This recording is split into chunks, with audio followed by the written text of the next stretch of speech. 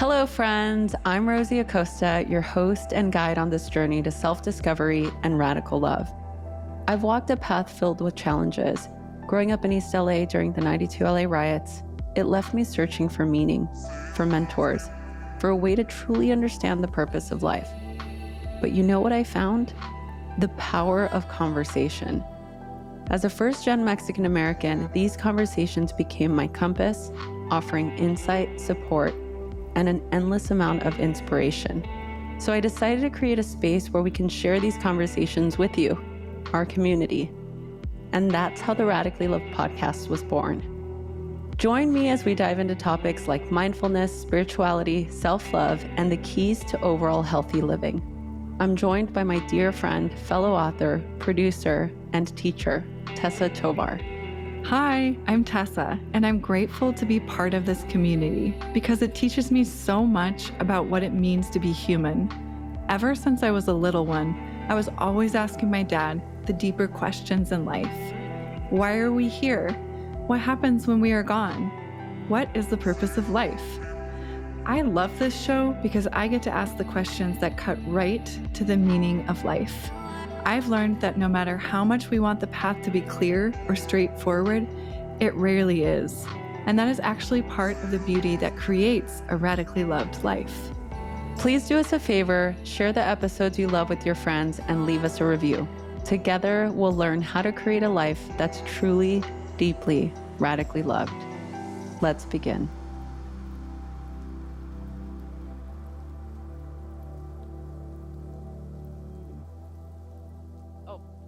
Hey, everybody.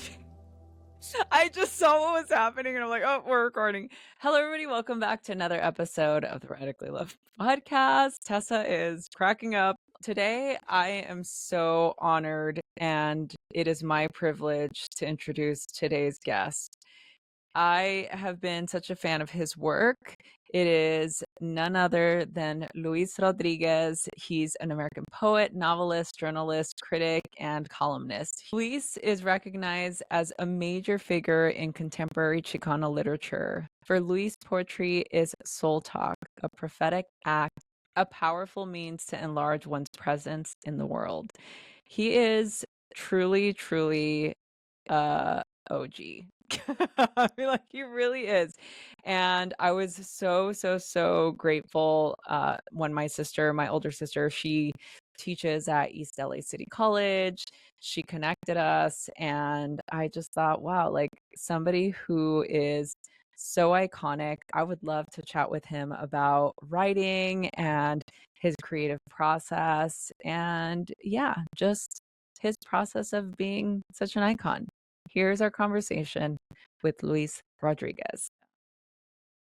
Keep it casual around here. We totally casual, just having a little chat, I said a no big deal chat with like one of our most finest OGs, Luis. How are you?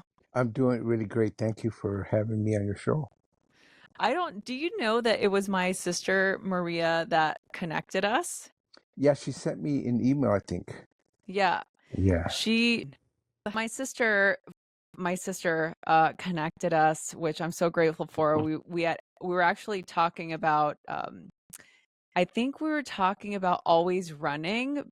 That was one of your one of your books. It came out in 1993, I believe. Right. And it was like one of your best-selling memoirs. And I remember it being one of the first in my Chicano studies class when I first started going to I actually went to PCC for a little bit. Cool. So I went to Pasadena City College, did a Chicano studies class there, and that was one of our assigned readings. So as I said to you before we started, I've been so influenced by your work. And it was, the first time I even thought it to be possible to have somebody with our background to get their story out into the world. So I want to thank you for that. And I just, want to chat with you and share with our audience just your background and how you got started and what inspired you to become a writer. Well, I'm trying to be short because I have written a lot about this. But here's the funny thing. I think I was always as far as callings go, I was always about language. Mm. I was very intrigued by people who could speak well, people who wrote well. And, I started going to school speaking only Spanish when I was 6 years old, and I was living in Watts. And in those days, they punish you if you spoke Spanish. I got slapped across the face in my first grade class, and I got very voiceless. I'm voiceless. I wouldn't speak. When I started to speak, like 7 or 8 years old, I was getting English finally. I stuttered. It was really bad, so then I Mm. wouldn't speak. I just stopped speaking. And I would speak when I had to. I think what happened though is reading. I love to read. Not everybody did. Uh, when I was 10 years old, a teacher read Charlotte's Web, Oh, and it really got me. I'm sitting there like a little 10-year-old kid. She's reading, and I'm totally engaged. I don't think other students were. Maybe they were. I don't know. I was totally into it. I loved this. She was reading it out loud. It was like the best thing ever, and I wanted to just get books. And my poor mom, hardworking mom, cleaning homes, working in the garment industry. She says we can't afford books, and I didn't. We didn't have our library had like 5 books. It was in the barrio. It was very small. Uh, I finally convinced my mom to get me one book at least at a time. We know how they would give those book things in schools, and you can order books, and yeah, only yeah. one, only one. But you know what? The books really helped me. When I got into the gangs, as you know from what was running, I was 11 years old, and I was trying to uh, toughen up because I was a very sensitive kid. And in the body, you can't be sensitive. You know that. For a male, it wasn't cool. I Well, got it's the beaten same. It's down. the same for women too, or for girls, Yeah, you know? but yeah, it is. But the guys, you couldn't cry. You couldn't. Yeah, that's You had to true. really toughen up. Girls were tough naturally, uh, but guys were kind of pushed. And I was a sensitive kid. I wasn't not that I wasn't tough. I just was sensitive. I just didn't care about that stuff. And they beat me up when I was 9 years old, and I was on the ground, and people laughed at me. And I promised to myself I would never again be on the ground for anybody. 2 years later, I joined a gang, and being in a gang, nobody's gonna mess with you. I toughened up in the gang, and I have to say that it was rough. It was mutated. It was this kind of masculinity that wasn't really right, but it was the barrio. You had to do these things, and I would get fights all the time, and I would take on everybody, and I wasn't no, I was in and out of jails, juvenile hall. I was in trouble all the time. I was a very smart kid that became very behaviorally a problem. But one of the things that never went away was reading. When I was homeless for 3 years. My mom threw me out of my house, which is fine. I totally got it. And I was in the streets. My refuge was the library, the big central library downtown LA. Um, I would spend hours there. And that's when I get back to reading.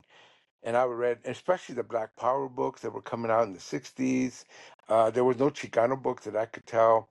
Mysteries, a science fiction book, Bradbury, Raymond Chandler. I was reading everything I could. The poetry was like Charles Bukowski or Nikki Giovanni, or Leroy Jones, who later became Mary Braca. Those are the books that I was eating up.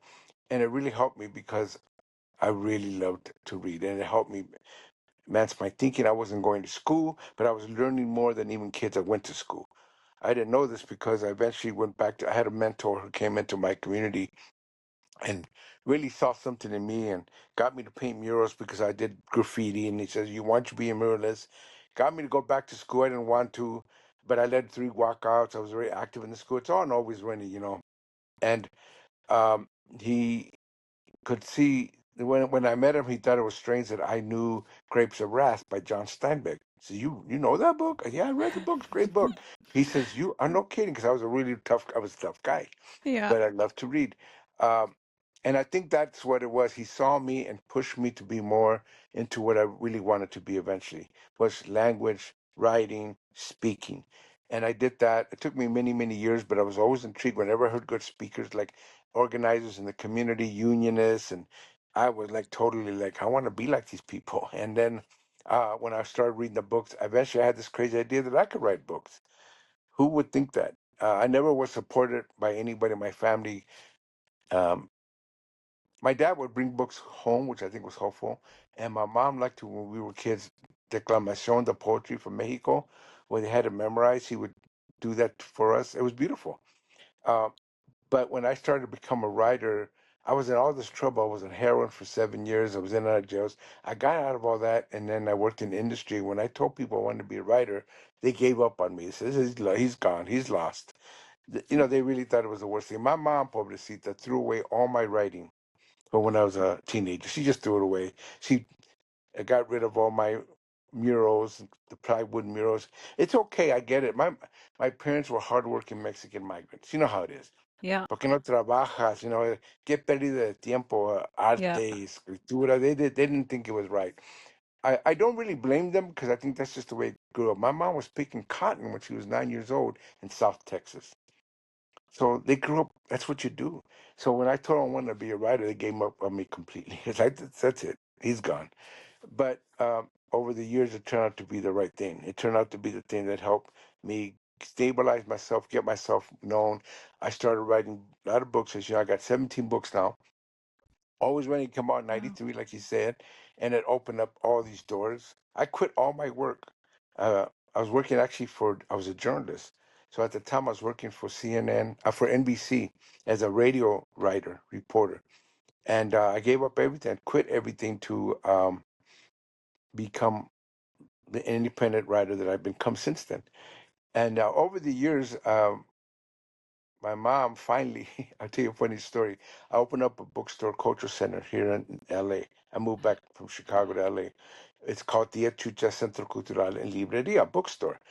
My family wouldn't show up. But my mom told my sister, I want to see this place. She came and she was beginning the Alzheimer's.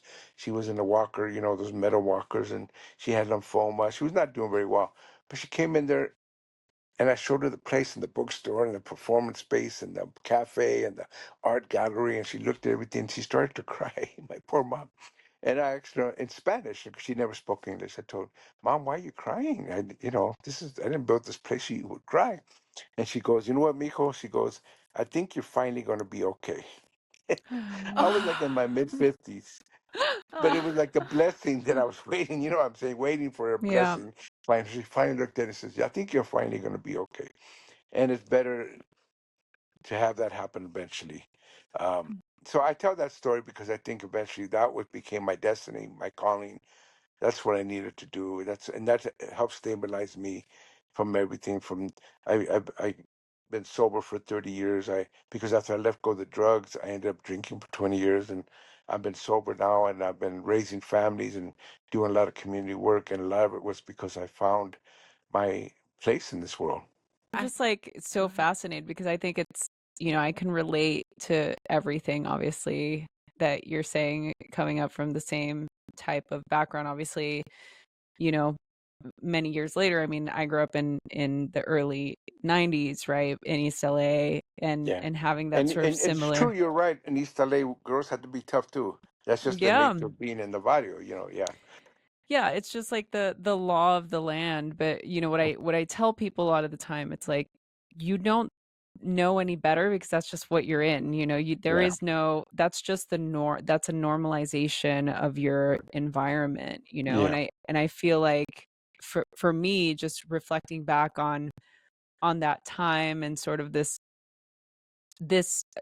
identity that you are, especially as a Mexican American, right? So it's like Yeah. I'm not Mexican enough because I'm not from Mexico, but then you're Right. also not, you know, And you're never white, accepted or in you're not America. Yeah. The U.S. Right. right. So it's like what you're in this sort of in between space, and I Right. feel like that's where a lot of your work and writing really helped, you know define and really helped us define Chicano culture, like Yes. this sort of space where we feel like these are our stories and this is who we are, and our stories deserve to be shared in a way Mhm. that is also important and seen in a very sort of like revered Well, way. it's like So Roy also do what called Nempatla. You're in the in between spaces. But I also think we created a third space, a third culture, similar to what blacks had to do being removed from Africa, removing all their culture, and not being able to assimilate. They were created yeah, their own culture, and that culture actually impacted what is called American culture. A lot of American culture is really black culture or native culture, and even Mexican culture is in there. So-called American culture is really the amalgamation of all these cultures. But we created our own culture. I guess you call it Chicano. That's what it is. So what else would you call it? It wasn't Mexico. It took parts of Mexico, and it wasn't U.S. Even though it took a lot from the U.S. It's particularly the urban, black and brown world. But it was its own culture, it had its own style. And I'm not even talking about the cholo, which is part of it, but anything that we did was different than in Hmm. Mexico or the US or other US people. Yeah, because that's the other thing, it's like I was never involved in, gangs, but I was surrounded by them and a lot of my Mhm. friends were, and that's just, what you grow up in. I think that when I brought it up earlier, my point was that, by the time I was a teenager, I also went to Mark Keppel High School. So by the Mhm. time I was there, I was my sophomore year, I ended up getting arrested and, going through the whole juvie process and that whole thing. And I didn't have to go to juvie. I ended up getting probation for 2 years, and I had to And- do community service, and I ended up doing community service at the little library, Burgermeyer Library in Monterey Park. And that to me was that same experience, that where Oh, you're that's going great. downtown to the library, right? So Yeah. so it allowed me to, be exposed to this world. It's like, okay, I have to spend every day after school here to make my 100 hours of community service or whatever it was at, Hmm. at that time. And I read so many books. I learned so Hmm. much, and it was just kind of my escape, to go into this Yeah. other world. And Mhm. so I really feel like this art, just in general in the society Yeah. that we're now of reading, is Yeah. really, I feel like, a dying art. It is, and one of the things is why we've created a bookstore here. I'm in a community now in the San Fernando Valley. It's 500,000 people, second largest Mexican Central American community in the U.S. after East LA. There's no bookstores. We're the only one. There was no movie houses. We show films. We're the only art gallery for 500,000 people. And if you go to a lot of Mexican communities, that's what it is. Barnes and Noble wouldn't come here. I know I knew a developer says, well, we tried to bring Barnes and Noble, and they said we wouldn't touch it with a 10-foot pole. Um, there's by design. I mean, here's a neighborhood where you can get liquor. There's liquor stores everywhere. You can get guns anywhere in the streets. You can get any drugs you want, but you can't buy a book. So we created a space to do that. East LA, it's a little bit more. Boyle Heights is 2 or 3 bookstores, a little more developed, but for in general, I don't even think in East LA, the county area, there's bookstores. I don't know. Mm-mm. The point is that most of our neighborhoods don't have these. It's by design. You can get taquerias, you can get auto parts stores, you can get all, mechanics, you can get all kinds of stuff, but you can't, liquor stores everywhere. You can't buy these books. And I think it's to keep us um, relatively weakened as a community, not having books, not having access to the arts, um, the way most people that have good, strong communities generally have. We have to fight for them because otherwise, it's not going to happen. I mean, I feel this is Tessa here. I feel like I'm just sitting here as kind of a fly on the wall listening to both of you have this Mhm. epic conversation, Luis, just being able to witness part of your story, part of your life. And I really resonate with you describing your love of poetry and reading. And I love the way you talk about poetry as soul talk. I Mm, grew up with a father who always recited poetry to me, mm, instilled a love of poetry to me from a young age. And he always said it was the language of the soul. And mm, 1,000% agree with that. mm, And so I think this is you who refers to poetry as a way to enlarge one's presence in the world, and maybe that's what you mean when you say soul yeah. talk. But I think the question I wanted to ask you about that is, how do you believe that poetry can empower individuals, especially those who feel marginalized or voiceless? Well, I think one thing about poetry, it really is the layers of language. Most language is just communicating or even telling a story, which is all great. But poetry really gets into the emotional value of things and language, and it opens up layers. Even if you read Charles Bukowski, who was known derelict and drunkard. But poetry redeems him. You know, he was apparently a misogynist. He was apparently a very bad person. But if you ever you read his poetry, you know he found those moments, and that's why he's probably the most prolific, most read poet in the U.S. Um, Poetry redeems all of you. You know, redeems me. All my trying to be this tough guy. I eventually went back to my sensitive side. I eventually went back to my imagination because it was a mutated person of me. And poetry allows you to have that emotional range that all people need. Um, and so I think that's where I find that poetry has that power. It can save lives. Um, it's therapy and everything else mixed in.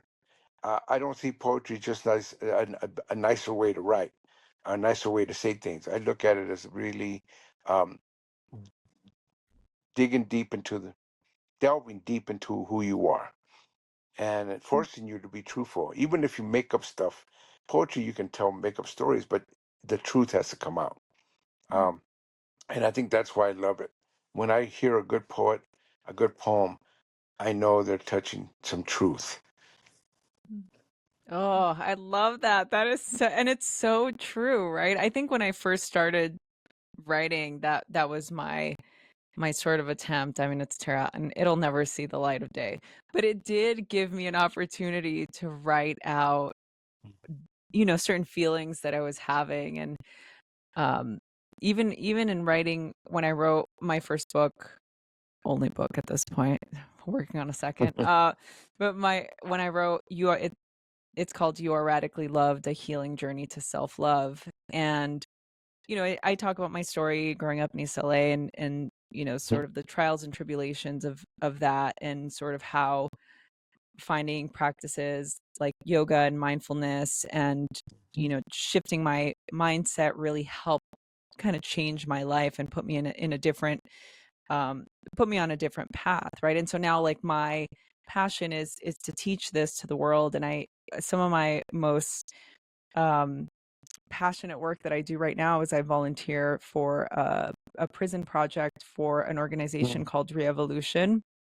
It's a Mm-hmm. rehabilitation. It's a prison rehabilitation program, uh, and they work for both men and women's prison.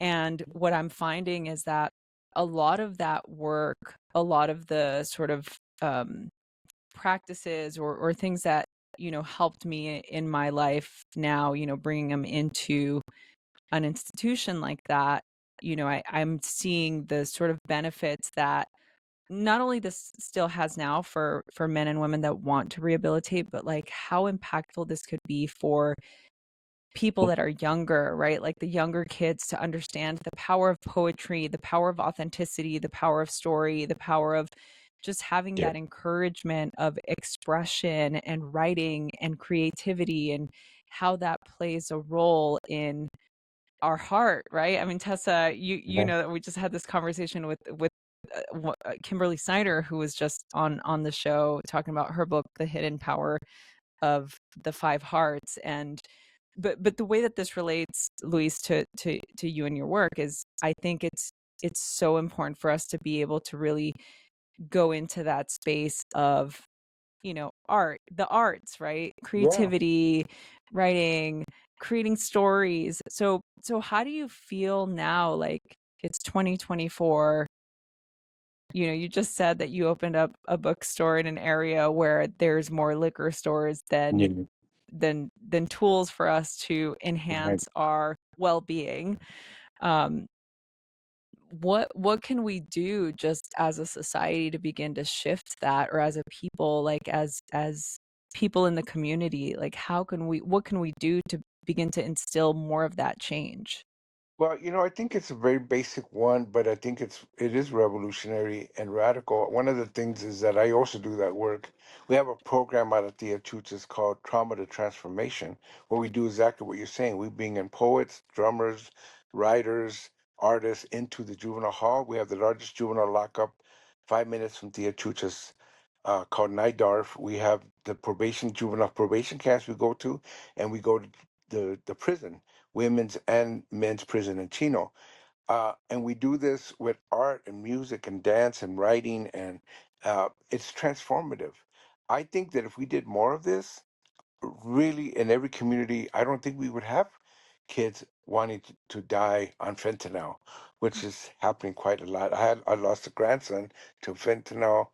Uh, Man, Goma's going on 2 years ago. He was 22 years old. We um, I've been doing this work for 43 years, like you're saying. I'm going into the prisons. I do creative writing classes. I do poetry readings and or healing circles in the prisons. I've been doing it for all these years. I just came back from Soledad prison. I went to a prison in Mexico because I do it internationally. I've been to 10 prisons in El Salvador, 2 in Guatemala, 5 in Argentina, 2 in Mexico, and even in England, I went to a couple of prisons because of the need to express to people we don't have to put people away and just punish them. We have to give them a way to transform. And arts and creativity, like you're saying, is probably the most powerful way of doing it.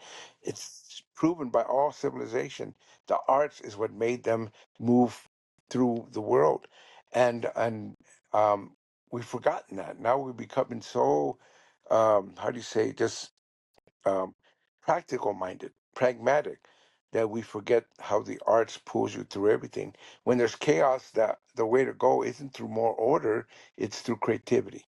And we're trying to teach that again to the community so that their kids come and parents come with their kids, help our kids. Well, I don't want to lose them to gangs or drugs. And we tell them, then let's get them into an art. We got a music program for the first time in this area where people can learn guitar, jaranas, which is the Veracruz music, son jarocho. They can learn drumming, they can learn keyboards, all for free because this is a really good program for gang prevention and intervention.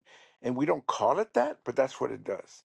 It helps minimize people wanting to be in trouble. Again, there's no magic bullet, but I've seen the power of this. And even in the prisons, I've gone to maximum security prisons and taking exactly the same idea there, and I've seen it be transformative. I just don't think we have enough resources. What you're doing is amazing. We just need them in every prison, in every institution. We need them in every neighborhood, and and it's still not there. You know, the people that allow it is really great, but most prisons in California don't have any programming. Yeah. Um, so the ones that do it's great, but and we prove to them. I've been doing it for years. I can prove to them that it works, and still there's institutions that say, "No, we don't do it." I think that's the answer.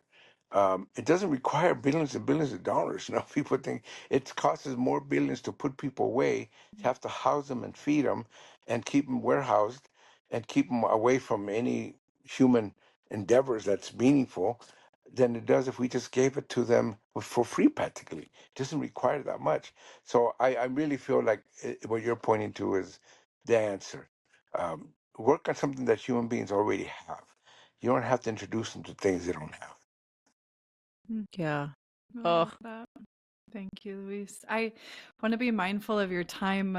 Um, I'm hoping I could just ask one last question for people that are inspired by this conversation to seek an art or maybe feel inspired to write, whether it's poetry or fiction. If they're looking to find their voice or their creative endeavor, what advice might you give that person? Well, it's like I say, make a move, any move. A lot of a a lot of people get stuck and they get paralyzed, and I go, well, it's better to make any move. Like when you're doing writing, I tell people, don't think about writing the big opus, big novel. Just write, random writing. First thing that comes to your mind. Carry a journal and just sit under a tree or something, you know. And first thing that happens, or you see something and write it, just write it. Eventually start your cobwebs start getting pushed out, and then you can be more creative the more you do it. I just think you just have to do it, and just do it without thinking about, is it well written. You know, there's always, you can always be edited, you can always learn to be your own editor like me, but the idea is just put it out there. It's like when you're doing art or dance, the first thing to do is just make the move. Eventually you can learn about how the skills, because I think you should learn, if you want to be a writer, like getting books done, you should learn the skills. But the initial thing is just presenting yourself. Like I said, just be present for your own um, being, and allowing this to just come out the way you want it to be. Don't worry about whether anybody's going to like it or not. Just put yourself out there. Um, so I think that's what I encourage everybody, including in the prisons. Now, in prisons, as you know, there's people writing novels and screenplays, Yeah. believe it or not. They're writing amazing stuff. And then there's people that never write. And I have both of them in my classes. And I speak to both of them. I don't try to separate them, but they help each other. They actually help each other. And so I find that that's why I tell people, just sit down, even when you're in your cell, when you're out in the yard, carry your journal. I give them free journals. We allow the prison to, let us give them journals, and just write anything. Just write your heart out, even if you don't want to share it with nobody. As you know, that is enhancing and life affirming. Just doing that. So beautiful. Thank you so Luis, much, Luis. thank you. That is Yeah. so great. For people that want to connect with you or have questions, where can they go for more information? Well, they can go to my website. It's actually luisjrodriguez.com. And I also recommend they go to the Tia Chucha Centro Cultural and Bookstore website, because you'll find all the things we're doing. And we have a virtual bookstore. You can get all my books and all kinds of books. That's TIACHUCHA.org. You can reach us there, and you can even send emails, either one, to reach me. We will add those links in the show notes. So if you're watching this on YouTube, if you look at the description, those links that Luis just mentioned will be there. If you're listening on any other platform where you get your pods, they will be in the show notes. Thank you all so much for being here. And Luis, thank you so much. First of all, I want to acknowledge your uh, work and what you're doing for the world and our community, and really truly your work has impacted me and so many people that I know so much. I don't know that I ever would have written anything if it wasn't for your work. So I do want to just give my gratitude and thanks for your body of work has obviously impacted millions and millions of people. Well, thank you so And much. I appreciate that. yeah, thank you. So thank you for everything that you do and everything that you continue to do. And we look forward to staying connected with you. Thank you. All right. Thank you. You all be blessed.